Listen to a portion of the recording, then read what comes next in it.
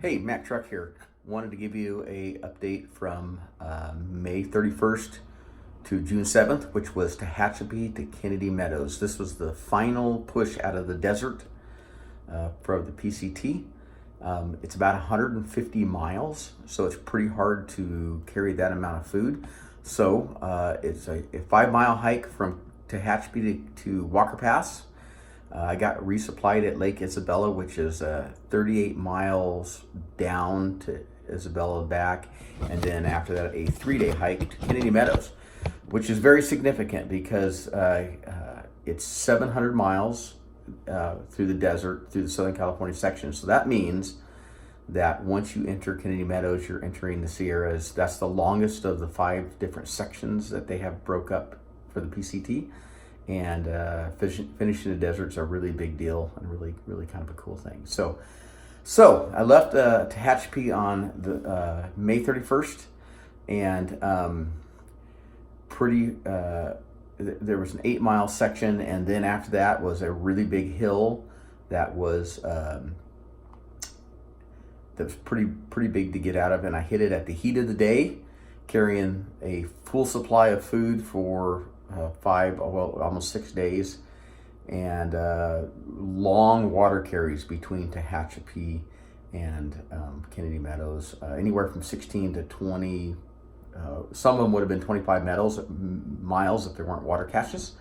So got out of Tehachapi on the 31st, and 5 days.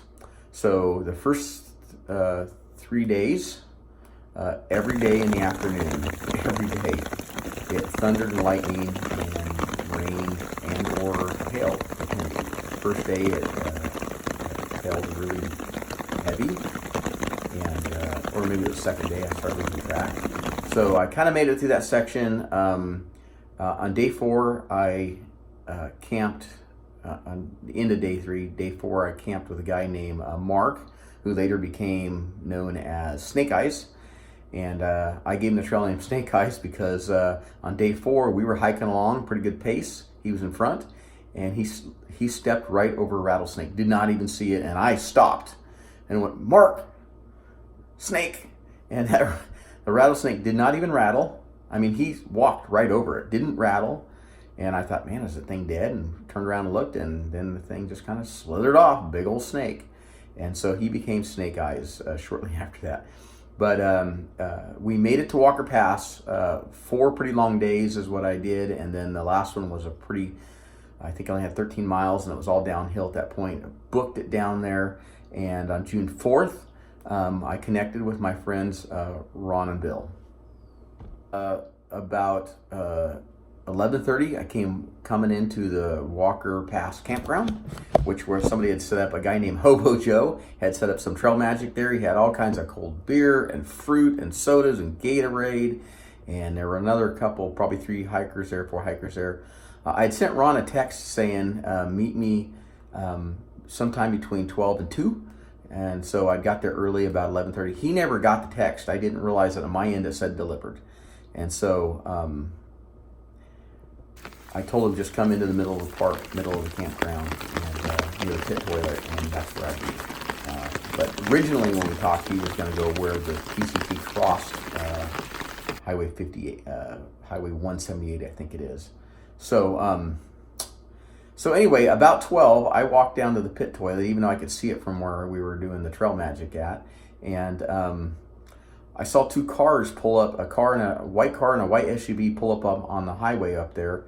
And I heard Ron's voice, and I yelled, "Hey, I'm over here. They didn't hear me, and then they sped off up the highway, and I thought, he's going to where the road crosses, which is a mile up, not the campground where I am. So I walked down to the road, and I'm standing out on the road looking, and this truck came by, this pickup truck, and I kind of waved at it, and it pulled over. It was a lady, and I said, "Hey, buddies of mine are looking for me, and they're probably a mile up the road. Would you be willing to stop and tell them to come back here?" And she said, "Yeah, no problem." So I'm standing out there, and here comes Ron, and here comes Bill. And so they finally had found me.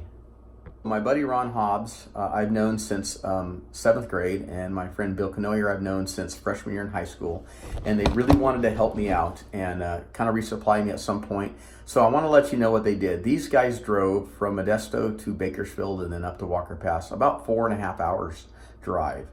Not only that, Bill actually has a business and he had clients he had to meet with, so he had to go back that night. So he drove up 4.5 hours, spent the whole afternoon, evening with me, and then drove home.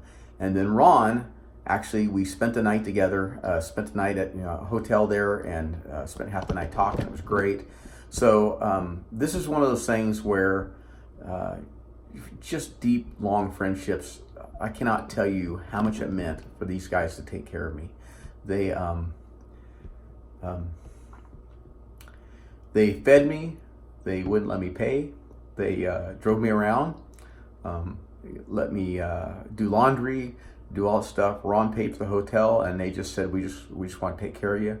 And I felt so blessed. So it was great. They just really took care of me, got me resupplied. And what's great about this is from Walker Pass to Kennedy Meadows, it's 3 days. It's 50 miles. And so we headed out, and first 2 days just kind of booked it, and then the last day was a short day. We took some time to Snake Eyes and I to swim in the Kern River. Kinda. It was cold. We didn't swim. We just kind of stripped down to our underwear and jumped in the cold, freezing water, and it felt wonderful. And because now we're at the end of the desert, it's been pretty hot. The last day coming into Kennedy Meadows, we arrived on June 7th, and I got to tell you, that day I didn't feel great. The stories I'm going to tell you in the next segment, I don't want to spoil it in this one, but I just did not feel good, and that was the start of it. But we made it to Kennedy Meadows. We made it to the general store, and it's a really cool thing happens when you hitchhike into the general store. I mean, not hitchhike, but you come walking in after this section. As you walk up, all the hikers that are there cheer. And so at first I'm like, what are they cheering at? The like pickup truck shuttle that goes between the general store and Grumpy Bears was there. I thought, oh, they're, and then I realized they were cheering for us. So that became kind of a cool tradition. And what was neat is the rest of the day when we were there, we got to do the same thing. People would come up, you cheer, man. You made it to Kennedy Meadows. It's very significant. It was really a great thing.